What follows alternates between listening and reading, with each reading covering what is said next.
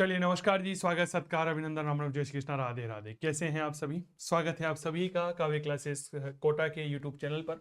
हम यहाँ पर assistant professor net set PGT और फर्स्ट ग्रेड के लिए जयपुर स्टूडियो से लाइव हैं। क्लास नंबर 8वीं रहेगी हमारी प्राचीन भारत, जिसमें हम दो महत्वपूर्ण धर्मों के बारे में बात कर रहे हैं। एक है हमारा जैन धर्म और एक है मेरे प्यारे साथियों हमारा बौद्ध धर्म। इनसे बनने वाले सवालों पर थोड़ी सी चर्चा करते हैं। आइए, हमारी बात आपके साथ होने वाली है।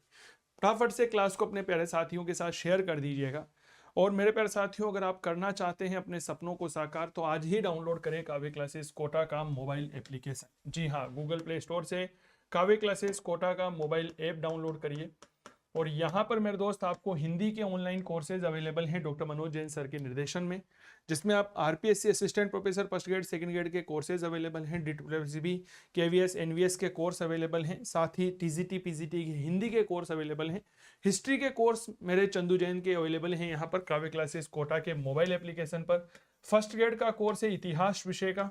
बहुत शानदार कक्षा कार्यक्रम तैयार किया गया है। 450 से ज्यादा घंटों का कक्षा कार्यक्रम है। पीडीएफ प्रिंटेबल नोट्स है, लाइव रिकॉर्डेड सेशन रहेंगे, टॉपिक वाइज टेस्ट है। 3999। आरएस फाउंडेशन का कोर्स है आधुनिक भारत के लिए। सर 80 से ज्यादा घंटों का कक्षा कार्यक्रम, राष्ट्रीय आंदोलन पर विस्तृत बल उत्तर लेखन का अभ्यास, प्रिंटेबल नोट्स है 499 रुपए में। फिर देरी किस बात की, इस कोर्स को आप ज्वाइन यहाँ पर कर सकते हैं। चलिए, पहला प्रश्न आज की क्लास का ये रहा। प्रश्न क्या है, थोड़ा सा पढ़िएगा। महावीर की जन्म स्थली थी वैशाली के निकट कुंडग्राम, पावापुरी, कुशीनगर, सारनाथ और अनुत्तरित प्रश्न है। महावीर की जन्म स्थली के बारे में थोड़ी सी हमें जानकारी उपलब्ध करवाइए। एक बहुत अच्छा प्रश्न है यह भी। सर याद रखिएगा, महावीर की जन्म स्थली वैशाली के निकट कुंडग्राम में है। कहां पर है? वैशाली के निकट कुंडग्राम में महावीर की जन्म स्थली मानी गई है। क्लियर हो गई बात? तो सही जवाब होगा पहला। ये बात याद रखिएगा। जैन धर्म के 24वें तीर्थंकर माने जाते हैं। क्लियर। महावीर स्वामी को ही क्या कहा जाता है? तो इनका ही एक नाम मिलता है जिन्हें हम कहते हैं जीवंत स्वामी। क्लियर। और इन्हें क्या कहा जाता है? तो बौद्ध ग्रंथों में इन्हें कहा गया है निगंठनाथ पुत्र कहा गया है। निगंठ नाथ पुत्र कहा गया है। क्या ये बात क्लियर हो गई? चलिए, बहुत बढ़िया। अगला प्रश्न देखिए। महावीर को सर्वोच्च ज्ञान कैवल्य की प्राप्ति हुई थी। कुंडग्राम में, वैशाली में, बोधगया में, जंबिया ग्राम में। अनुत्तरित प्रश्न बताइए। सर्वोच्च ज्ञान जिसे हम कैवल्य ज्ञान कहते हैं, इससे ऊंचा कोई ज्ञान नहीं होता है। सर याद रखिएगा, महावीर स्वामी को कैवल्य, कैवल्य का तात्पर्य क्या होता है? याद रखिएगा, सर्वोच्च ज्ञान होता है। और इस ज्ञान के प्राप्त होने के बाद यह क्या कहलाए? महावीर स्वामी कहलाए थे केवलीन। और यह इन्हें कहां मिला? जांभिया ग्राम में ऋजुपालिका नदी के किनारे पर शाल के वृक्ष के नीचे वैशाख शुक्ल दशमी को ज्ञान प्राप्त हुआ था। तो सही जवाब होगा नंबर 4। कैवल्य कहां मिला? तो भैया याद रखिएगा, जांभिया ग्राम में, जांबिया ग्राम में ऋजुपालिका नदी के किनारे, ऋजुपालिका नदी के किनारे शाल के वृक्ष के नीचे, साल के वृक्ष के नीचे। और कब मिला? तो मेरे दोस्त ये बात याद रखिएगा, डेट इज वैशाख शुक्ल दशमी को। क्लियर हो गई बात? वैशाख शुक्ल दशमी को मिला था। अगला प्रश्न।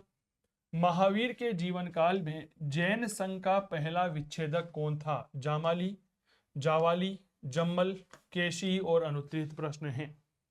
बताएं, महावीर के जीवन काल में ही जैन धर्म से अलग होने वाला पहला व्यक्ति कौन था? बताएं। सर याद रखना, यह जामाली जमात था, जो कि कौन था? तो इनके बारे में कहा जाता है यह महावीर का दामाद था। क्लियर। तो पहला विच्छेदक हिंदी में लिखते हैं, अंग्रेजी में ठीक नहीं है। प्रथम विच्छेदक बताओ किसे कहा गया है? तो पहला विच्छेदक कहा गया है जामाली को। क्लियर हो गई? चलिए, एक प्रश्न और देखिए।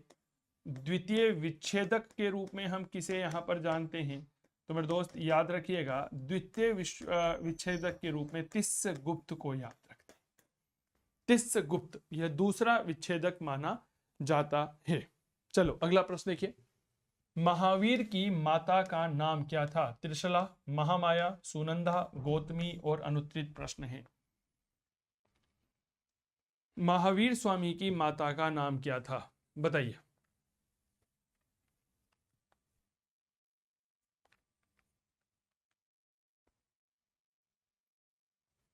देखिए साहब, जब महावीर स्वामी की हम आरती करते हैं ना, तो उसमें एक शब्द आता है त्रिशला नंदन, है ना, त्रिशला नंदन, यानी कि यह त्रिशला के पुत्र थे। सही जवाब हो गया। त्रिशला कौन थी? तो लिच्छवी शासक चेटक जो थे उनकी बहन थी यह। क्या ये बात क्लियर हो गई? तो यह कौन थी? तो यह लिच्छवी शासक चेटक की बहन थी है। ठीक है। और मेरे दोस्त, जो त्रिशला है इन्हीं का दूसरा नाम प्रियकारिणी और विदेह दत्ता भी मिलता है। त्रिशला के अन्य नाम, ये कुछ चीजें ऐसी है मेरे दोस्त जो आपने कभी नहीं पढ़ी होगी, मैं दावे के साथ कह रहा हूं। तो पहला क्या मिलता है याद रखिएगा, प्रियकारिणी, और दूसरा विदेह दत्ता। पहला नाम प्रियकारिणी और दूसरा नाम हमें देखने को मिलता है डेट इज विदेह दत्ता। क्लियर हो गई बात? चलिए अगला प्रश्न, देवनंदा जैन धर्म में किस रूप से प्रसिद्ध है? महावीर की माता, महावीर की पत्नी, महावीर की भगिनी, महावीर की मौसी और अनुत्तरित प्रश्न है। देवनंदा जो है वह जैन धर्म में किस रूप से जानी जाती है? बहुत अच्छे से प्रश्न को पढ़िएगा, फिर उसके बाद जवाब दीजिएगा।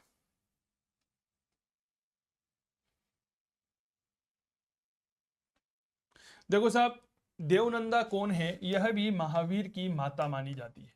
अब यहां पर आप इस बात को समझिए कि यहां पर हमने महावीर की माता का नाम त्रिशला दिया, इसके अन्य नाम प्रियकारिणी, विदेह दत्ता देखा, लेकिन यहां तो ना तो विदेह दत्ता है ना प्रिय नंदारिणी है। सर यहां पर तो देवनंदा है, तो भैया महावीर की माता कैसे हो गई?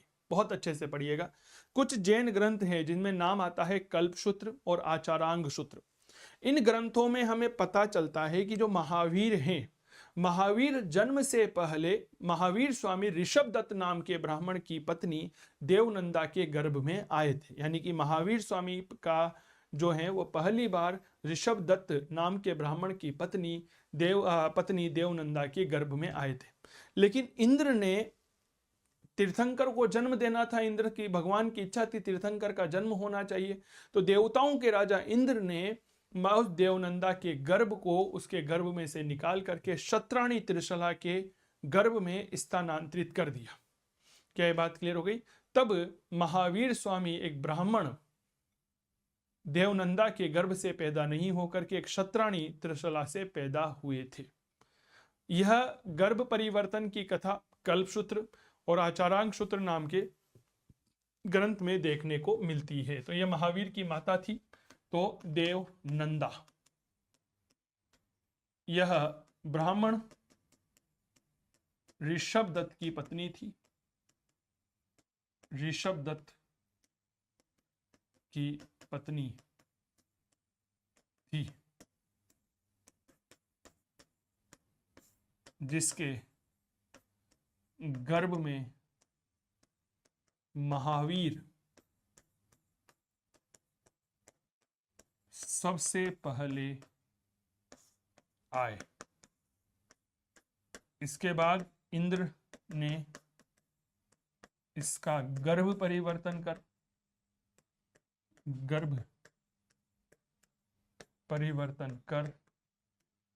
त्रिशला के गर्भ में रख दिया, त्रिशला के गर्भ में से कर दिया, गर्भ से कर दिया। परिणाम स्वरूप महावीर शत्राणी त्रिशला के गर्भ से जन्म लेते, त्रिशला के गर्भ से जन्मे थे। तो सही जवाब महावीर की माता। ये कंसेप्ट शायद आपने पहली बार सुना होगा। अगला प्रश्न, ष्यादवाद में संभावनाएं होती है 4, 5, 6, 7 अनुत्तरित प्रश्न है, बताइए। ष्यादवाद जो है इसमें कितनी संभावनाएं होती है, बहुत अच्छे से जवाब दीजिएगा। ष्यादवाद जो है इसे ही सप्तभंगनीय का सिद्धांत भी कहते हैं, थोड़ा सा याद रखिएगा। ष्यादवाद को ही क्या कहते हैं, सप्त भंगिनय का सिद्धांत हम इसे कहते हैं, और इसमें 7 अवस्थाएं मानी जाती है। क्लियर। चलो अगला प्रश्न देखिए। सर, कावे क्लासेस कोटा के मोबाइल एप्लीकेशन पर ऑनलाइन कोर्सेज अवेलेबल हैं, आप ले सकते हैं, डाउनलोड करें आज ही गूगल प्ले स्टोर से। फर्स्ट ग्रेड हिस्ट्री का कोर्स अवेलेबल है, और उसके अलावा आरएस फाउंडेशन का कोर्स यहां पर अवेलेबल है। ष्यादवाद जुड़ा हुआ है बौद्ध धर्म से, सांख्य से, न्याय से, न्यास से या जैन धर्म से। ष्यादवाद अभी थोड़ी देर पहले बताया 7, 4 यानी कि जैन धर्म से है, जिसमें 7 अवस्थाएं हमें देखने को मिलती है। क्या ये बात क्लियर हो गई? 7 अवस्थाओं में आपने जरूर सुना होगा, स्यात् अस्ति, स्यात् नास्ति, स्याद् अस्ति च नास्ति, स्याद् अव्यक्तम, स्याद् अस्ति च अव्यक्तम, स्याद् नास्ति अव्यक्तम, स्याद् अस्ति च नास्ति च अव्यक्तम। ठीक है। स्यादवाद को ही वास्तविकता की बहुलता का सिद्धांत भी कहते हैं। इसका ही एक अन्य नाम क्या है? तो अन्य नाम मिलता है मेरे दोस्त, याद रखिएगा, वास्तविकता की बहुलता का सिद्धांत। वास्तविकता की बहुलता का सिद्धांत हमें यहां पर मिलता है।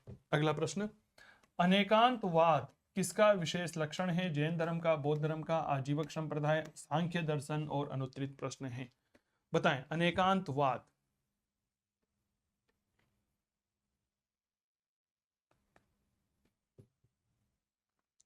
सर, अनेकांतवाद का सिद्धांत क्या कहता है? पहले तो इस बात को समझिए कि कोई भी वस्तु जो होती है उसके एक अनेक धर्म होते हैं। वस्तु के, याद रखिएगा, अनेक धर्म होते हैं। क्लियर। और यह आपके जैन दर्शन से जुड़ा हुआ है। क्लियर हो गई।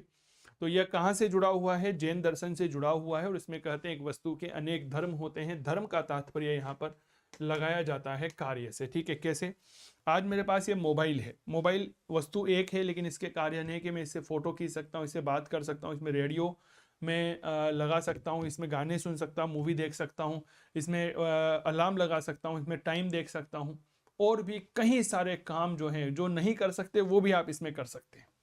क्या मैं ठीक कर रहा हूँ? आजकल तो पता नहीं टेक्नोलॉजी कहाँ से कहाँ पहुंच गई है। Am I right my dear friend? बताइए मुझे। चलिए अगला प्रश्न देखिए। महावीर की शिक्षा का विशेष नाम क्या है? 4 आर्य सत्य, चातुर्याम, पंच महायज्ञ, पंच महाव्रत और अनुत्तरित प्रश्न है, बताएं। महावीर की शिक्षा का विशेष नाम क्या है?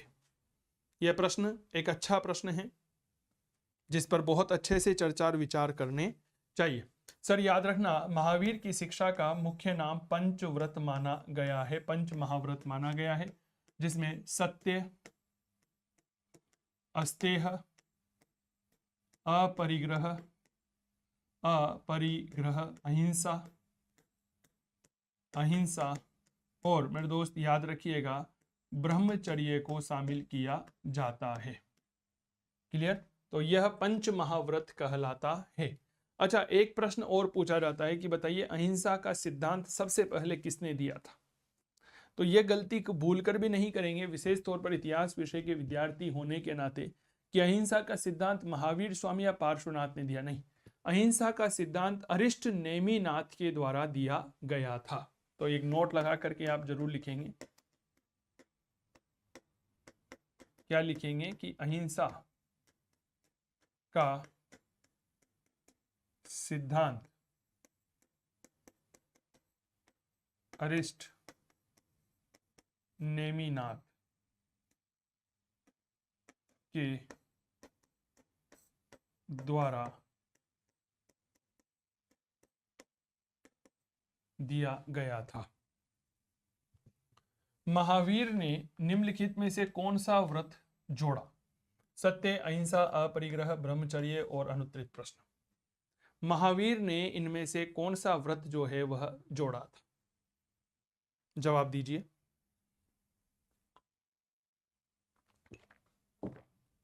सर याद रखिएगा, महावीर ने ब्रह्मचर्य नाम का एक मत जोड़ा जिसका तात्पर्य होता है अपनी इंद्रियों पर नियंत्रण रखना।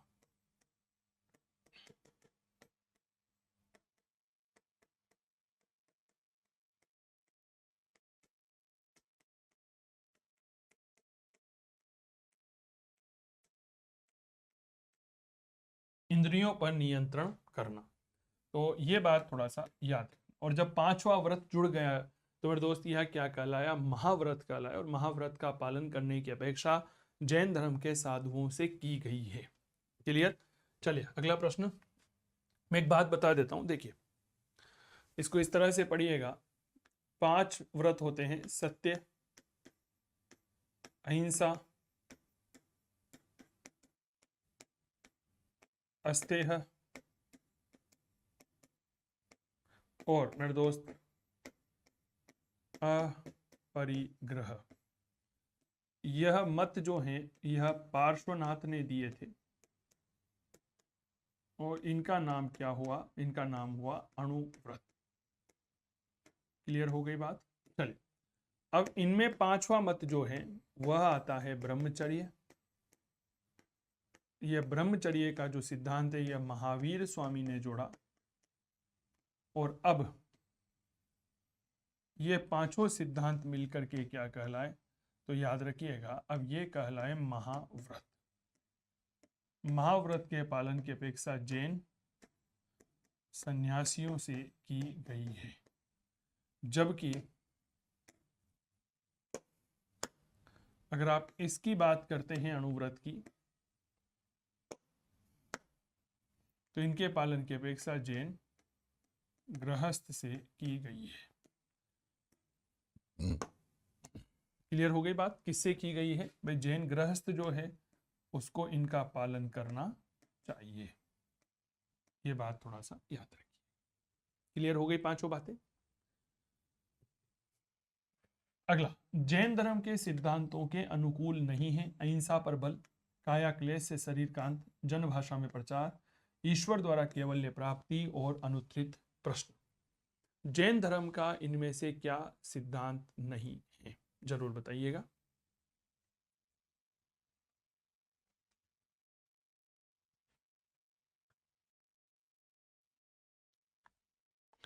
देखो जब जैन धर्म को डिटेल में पढ़ते हैं ना तो हमें एक चीज पता चलती है कि जैन धर्म जो है यह ईश्वर में विश्वास नहीं करता है। यह क्या नहीं करता है? ईश्वर में विश्वास नहीं करता है। यह बात थोड़ा सा याद, ठीक है? तो ईश्वर के द्वारा केवल्य प्राप्ति ये गलत कथन, ठीक है?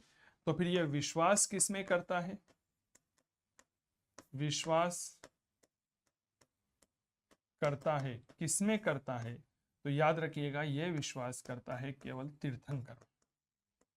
और तीर्थंकर कौन होते हैं? तीर्थंकर वह होते हैं जो इस संसार को भवसागर से पार करवाते हैं। जैन धर्म के किस तीर्थंकर ने सर्वदा वस्त्र त्याग करने का आदेश दिया? ऋषभदेव, अजीतनाथ, नेमिनाथ, महावीर और अनुत्तरित प्रश्न है। जवाब दीजिए।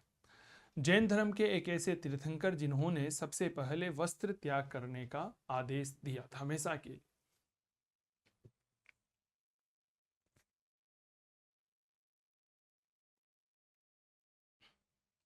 सर याद रखिएगा, जैन धर्म में सबसे पहले भगवान महावीर ने वस्त्र त्याग करने की बात कही।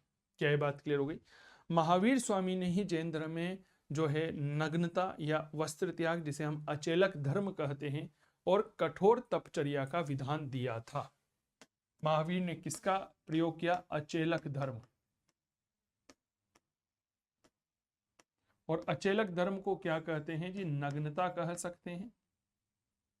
क्या ये बात क्लियर हो गई? या हम इसे क्या कह सकते हैं? हम इसे वस्त्र त्याग कह सकते हैं। इसके अलावा महावीर ने कठोर तपचर्या, महावीर ने कठोर तपचर्या की बात भी यहाँ पर कही थी। जैन धर्म ग्रंथों का पहला संकलन कहाँ हुआ? मथुरा, वल्लभी, कुंडल वन। और मेरे दोस्त श्रवण बेलगोला और अनुत्तरित प्रश्न है, बताइए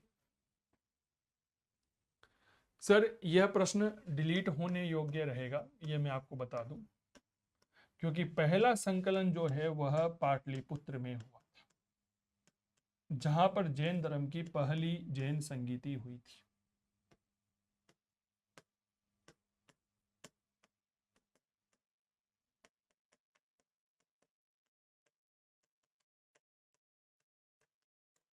क्लियर हो गई?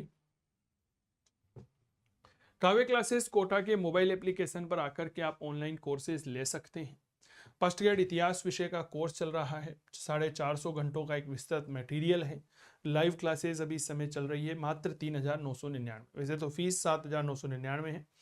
दूसरा RS फाउंडेशन का आधुनिक भारत का कोर्स यहाँ पर चल रहा है, इस कोर्स को भी आप यहाँ पर ले सकते हैं। अगला, प्रथम जैन संगीति हुई राजगृह में, पाटलिपुत्र में, वल्लभी में, वैशाली में और अनुत्तरित प्रश्न है, जवाब दीजिए। प्रथम जैन संगीति हुई थी।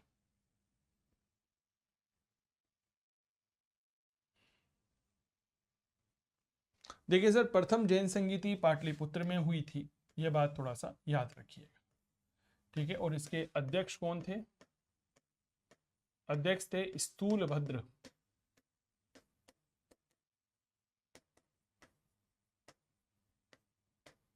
स्थूलभद्र इसके पहले अध्यक्ष माने जाते हैं।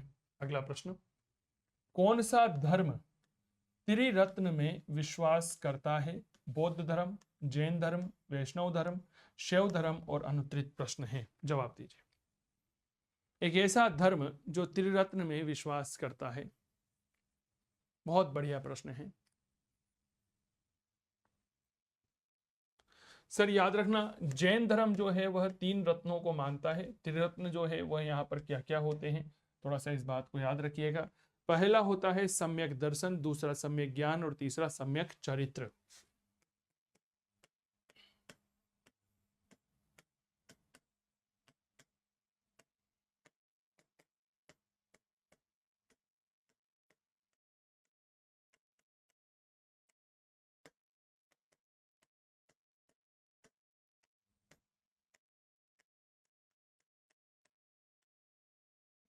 चरित्र यह त्रिरत्न की बात करता है और त्रिरत्न आपके जैन धर्म से जुड़ा हुआ है।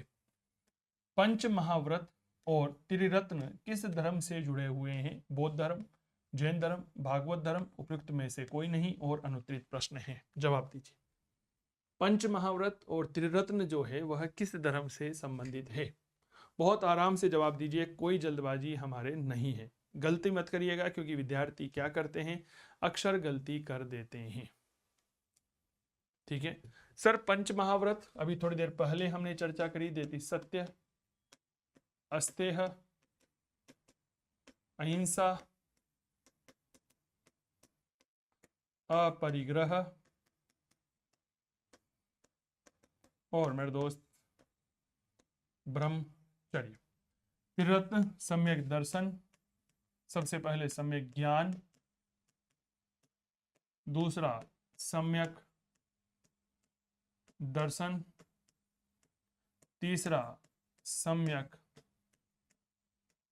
चरित्र।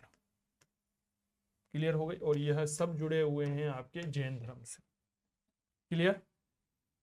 चलो जी, अगला प्रश्न, निम्नलिखित में से कौन सा जैन धर्म के त्रिरत्न में सम्मिलित नहीं होंगे? सम्यक ज्ञान, सम्यक चरित्र, सम्यक श्रद्धा और मेरे दोस्त सम्यक कार्य और अनुत्तरित प्रश्न, बताइए।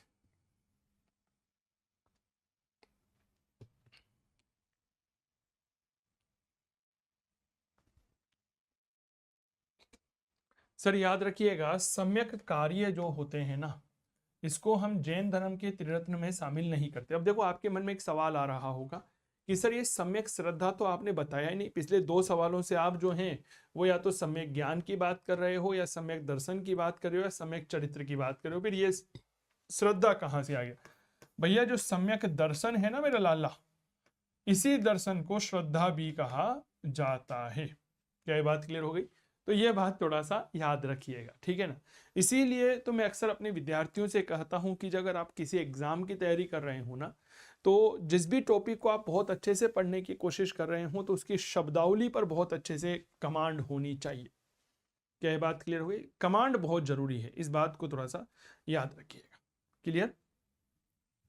चलो अगला प्रश्न है, पूर्व जैन धर्म गुरुओं ने संस्कृत भाषा का बहिष्कार करके किस भाषा को अपने धर्मोपदेश के प्रचार का माध्यम बनाया? पाली, प्राकृत, मराठी, बंगाली और अनुत्तरित प्रश्न है। पूर्व जैन धर्म गुरुओं ने संस्कृत भाषा का बहिष्कार करके किस भाषा को अपने धर्मोपदेश का कारण बनाया था? बताइए। देखो साहब, सबसे पहले क्या हुआ, जैन जो लोग थे, जैन धर्म के गुरु जो थे, उन्होंने संस्कृत भाषा को अपनाया। क्या ये बात क्लियर हो गई? संस्कृत भाषा में लिखे जाने लगे, लेकिन जन साधारण ने जैन साहित्य को समझना बहुत मुश्किल हो गया।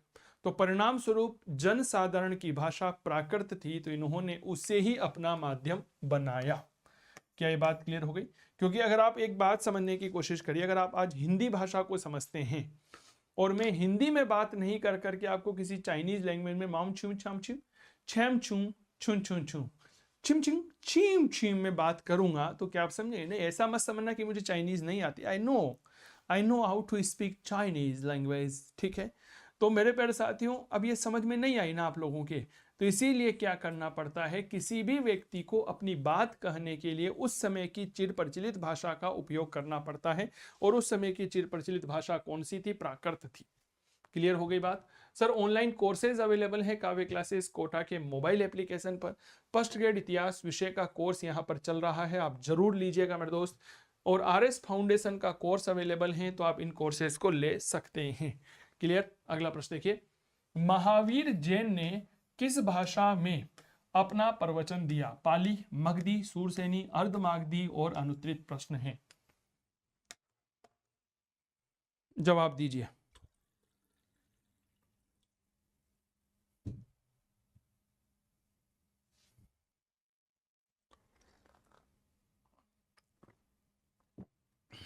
महावीर स्वामी ने किस भाषा में अपने उपदेश दिए थे? सर याद रखना, दैट इज अर्धमागधी भाषा, ठीक है। इसी को हम क्या कहते हैं मेरे दोस्त? याद रखिएगा, दैट इज अर्धमागधी प्राकृत भाषा कहते हैं। क्लियर हो गई? अर्धमागधी प्राकृत भाषा के रूप में हम इसे जानते हैं। क्लियर हो गई?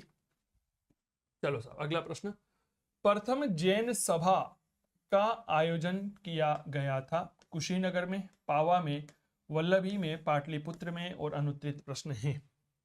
जवाब दीजिए। प्रथम जैन सभा का जो आयोजन है वह कहाँ किया गया था?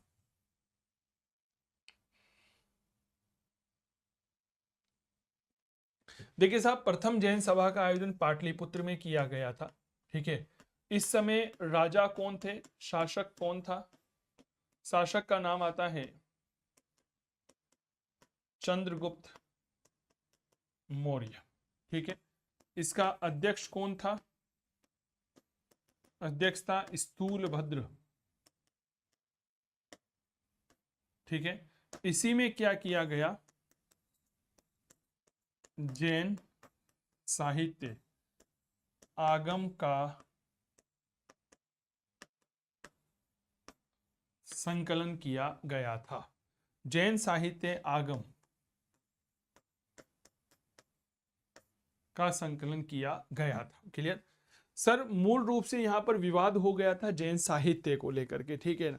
श्वेतांबर संप्रदाय वाले कह रहे थे कि हम तो साहित्य की मान्यता स्वीकार करेंगे, दिगंबर वाले मना कर रहे थे। इस बात से विवाद हो गया, तो स्थूलभद्र के नेतृत्व में श्वेतांबर और मेरे दोस्त याद रखना एक व्यक्ति का नाम आता है जिसे हम कहते हैं भद्र बाहु, इसके नेतृत्व में दिगंबर संप्रदाय की स्थापना होती है। दिगंबर संप्रदाय कहाँ चले गए? चंद्रगुप्त मौर्य को लेकर के श्रवण बेलगोला चले गए।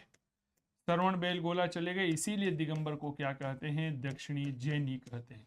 और श्वेतांबर जो है यह उत्तर भारत में रहे, इसीलिए श्वेतांबर को क्या कहते हैं, उत्तरी जैनी कहा जाता है। अब अक्सर जब मैं ये बात पढ़ाता हूं ना, तो कुछ विद्यार्थी मुझसे पूछते हैं सर आप कौन से जैनी हो, हैं जी। तो मेरे दोस्त, मैं दिगंबर संप्रदाय के अंतर्गत आता हूँ। जैन जैन ही होता है ना, उससे बढ़कर मैं भारतीय हूँ, ये मैं आप लोगों को बता दूं। कनिष्क जो है वह बौद्ध धर्म के किस संप्रदाय का अनुयायी था? हीनयान, महायान, वज्रयान, उपरोक्त में से कोई नहीं, अनुत्तरित प्रश्न है। कनिष्क कौन है? तो यह मेरे दोस्त याद रखिएगा, कुषाण शासक है। क्लियर? कौन है? कुषाण शासक है।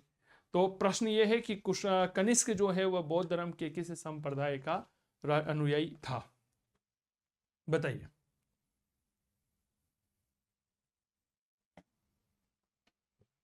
सर याद रखिएगा, कनिष्क जो है वह बौद्ध धर्म के महायान संप्रदाय का अनुयायी था। इसी कनिष्क के समय आपको पता होगा, प्रथम शताब्दी ईस्वी में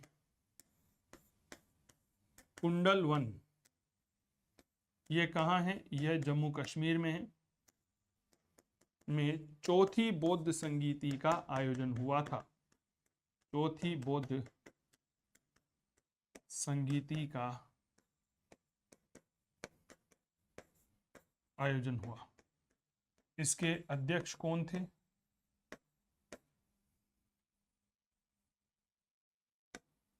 सर अध्यक्ष थे वसु मित्र। क्लियर हो गई बात? चलिए सर अगला प्रश्न, प्रथम जैन संगीति किसने आहूत की थी?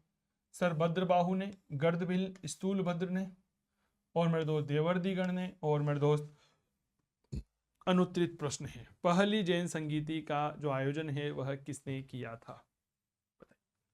अभी 2 बार मैंने पहले भी चर्चा करी थी, सर याद रखना, स्थूलभद्र ने की थी।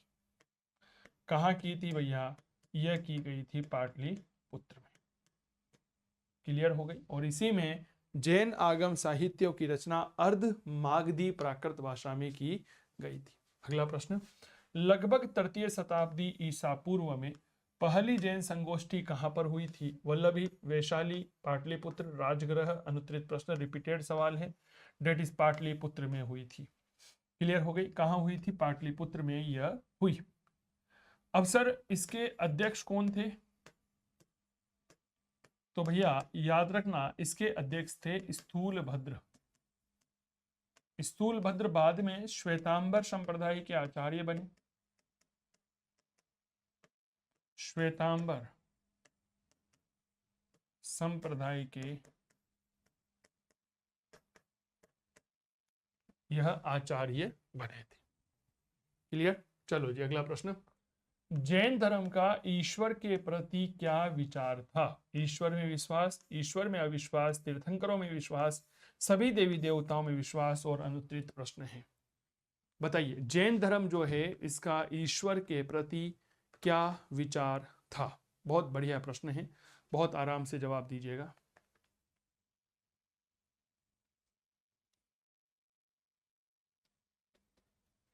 देखो साहब, जब हम जैन धर्म को पढ़ते हैं,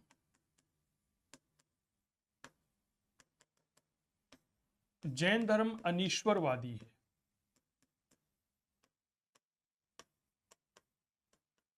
क्या है यह? यह अनीश्वरवादी है। अनीश्वरवादी का मतलब होता है कि यह ईश्वर में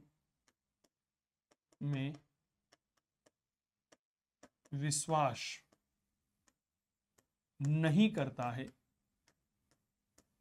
ईश्वर में विश्वास नहीं करता है, तो ईश्वर में अविश्वास यह करता है। तो फिर क्या मानता है? सर यह मानता है पंच परमेष्टि को। पंच परमेष्टि को यह मान्यता देता है। क्लियर हो गई? अब पंच परमेष्टि में 5 प्रमुख पद शामिल होते हैं, जिसमें हम सिद्ध, आचार्य, उपाध्याय, साधु, अहर्त, है ना। तो ये 5 पद होते हैं, जिसमें अहर्त, सिद्ध, आचार्य, उपाध्याय और साधु होते हैं। पहला होता है अहर्त। क्या ये बात क्लियर हो गई? क्लियर हो? अहर्त जिसने अपने ज्ञान को प्राप्त कर लिया हो। दूसरा होता है सिद्ध, तीसरा आचार्य, चौथा उपाध्याय और पांचवा मेरे दोस्त याद रखिएगा साधु। क्लियर। इसके अलावा जैन धर्म जो है वह तीर्थंकरों में विश्वास करता है। जैन धर्म किसमें विश्वास करता है? तीर्थंकरों में भी यह विश्वास करता है। तीर्थंकर शब्द का अर्थ क्या होता है? भव सागर पार करवाने वाले, भव सागर पार करवाने वाले, इनको हम क्या कहते हैं? तीर्थंकर के रूप में हम जानते हैं। क्लियर हो गई बात। अगला प्रश्न, कावे क्लासेस कोटा के मोबाइल एप्लीकेशन पर ऑनलाइन कोर्सेज अवेलेबल हैं, आप इसको जरूर देख सकते हैं एक बार। अगला प्रश्न, सर एडविन ऑर्नोल्ड की पुस्तक दी लाइट ऑफ एशिया निम्न पर आधारित है। ललित विस्तार, दिव्यावधान, सुत्त पीठक, अभिधम्म पीठक, अनुत्तरित प्रश्न। एशिया का प्रकाश पुंज, इसका अर्थ क्या होता है? लाइट ऑफ एशिया का, एशिया का प्रकाश पुंज, और यह किसे कहा गया है? यह कहा गया है गौतम बुद्ध को।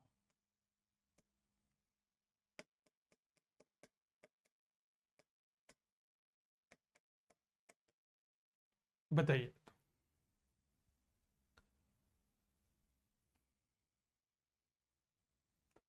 सर याद रखिएगा यह ललित विस्तार पर आधारित है। ललित विस्तार क्या है? याद रखिएगा मेरे दोस्त, बुद्ध की जीवनी है। ठीक है, महायान बौद्ध धर्म से यह जुड़ी हुई है और इसी पर एडविन ऑर्नोल्ड ने द लाइट ऑफ एशिया नाम की किताब लिखी है, जिसका तात्पर्य होता है एशिया का प्रकाश पुंज। क्लियर हो गई बात। चलिए अगला प्रश्न देखिए। दिग्घ निकाय का हिंदी अनुवाद किया बाल गंगाधर तिलक, राहुल सांस्कृतैन, भंडारकर, अयंगकर महोदय और अनुत्तरित प्रश्न है, जवाब दीजिए।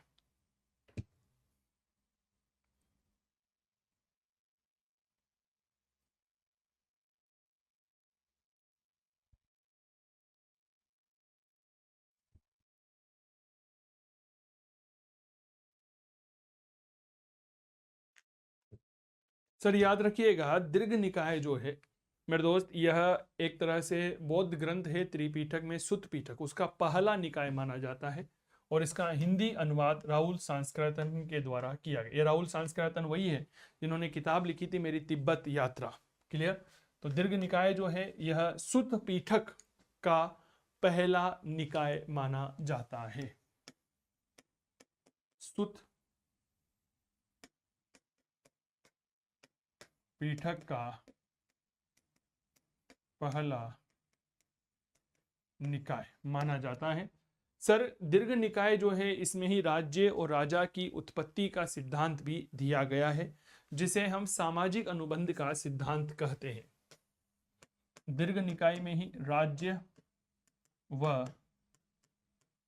राजा की उत्पत्ति का सिद्धांत बताया गया है, जिसे हम क्या कहते हैं?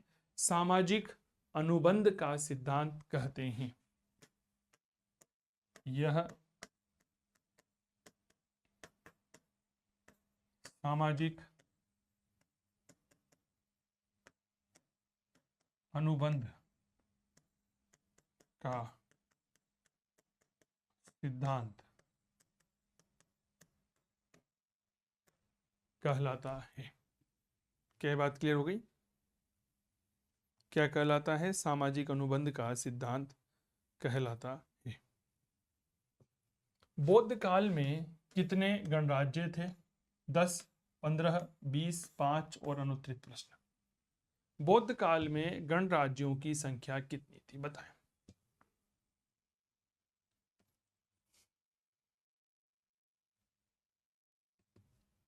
सर बौद्ध काल में गणराज्यों की संख्या जो है वह 10 मानी जाती है। 10 गणराज्यों में अगर हम बात करते हैं तो कपिल वस्तु के साथ शाक्य, सुम सुमार गिरी के भग, अल कप के बुली, केस पुत के कालाम, ठीक है, रामग्राम के कोलिये, पीपलीवन के मोरिये, विशाली के लिच्छवी, मिथिला के विदेह, कुशीनारा के मल्ल और पावा के मल्ल प्रमुख होते हैं।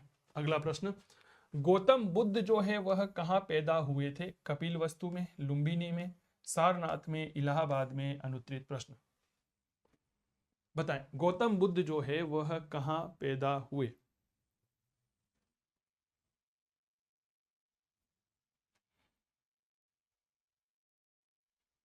सर गौतम बुद्ध जो है वह लुम्बिनी में पैदा हुए थे। कहाँ पैदा हुए थे? तो याद रखिएगा लुम्बिनी में पैदा हुए। लुम्बिनी को वर्तमान में रुम्मिन देई कहा जाता है। लुम्बिनी का वर्तमान नाम ये क्या है? तो याद रखिएगा इट इज रुम्मिन देई कहलाता है। चलो जी अगला प्रश्न, कपिल वस्तु की पहचान की गई है? लुम्बिनी से, वैशाली से, पीपरहवा से, श्रावस्ती से? अनुत्तरित प्रश्न है। कपिल वस्तु की पहचान की गई है, बताइए।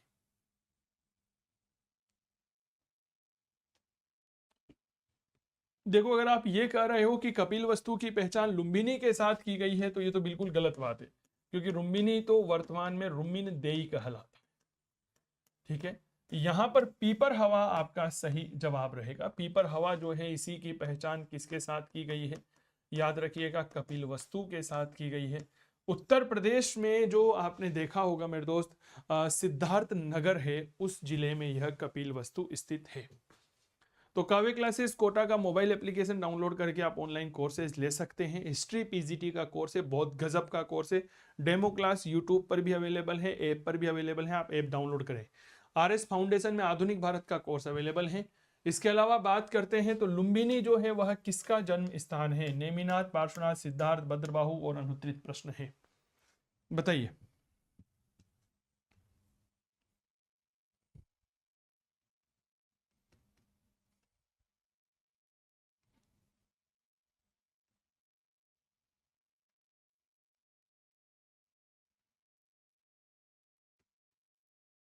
सर याद रखिएगा यह सिद्धार्थ का जन्म स्थान है। सिद्धार्थ को ही क्या कहा जाता है? बुद्ध कहा जाता है। क्लियर? तो ये थे कुछ बातें। बाकी आप पेड कोर्सेज लेना चाहते हैं तो मित्रों काव्य क्लासेस कोटा का मोबाइल एप्लीकेशन डाउनलोड करिएगा। फर्स्ट ग्रेड पीजीटी का कोर्स है, इतिहास विषय का। इसके अलावा आरएस फाउंडेशन का कोर्स चल रहा है। हिंदी के कोर्स काव्य क्लासेस कोटा के मोबाइल एप्लीकेशन पर डॉक्टर मनोज जैन सर के निर्देशन में लाइव है। चलिए thank you so much. Class पसंद आई हो तो इसे लाइक करें, शेयर करें, अपने दोस्तों के साथ जरूर साझा करिएगा। जय हिंद, जय भारत, बाय, टेक केयर, नमस्कार, थैंक यू।